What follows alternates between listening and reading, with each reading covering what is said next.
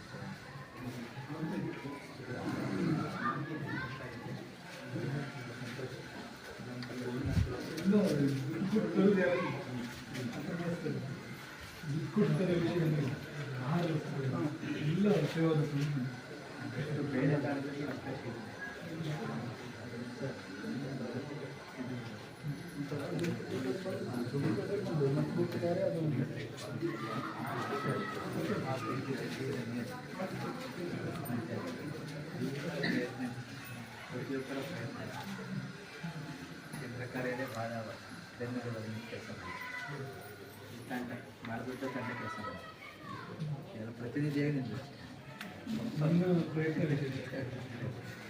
ಇಡೀ ಒಂದು ಮೀಟಿಂಗ್ ದಿವಸ ಪ್ರಯತ್ನ ತುಂಬ ಮುಖ್ಯ ತುಂಬ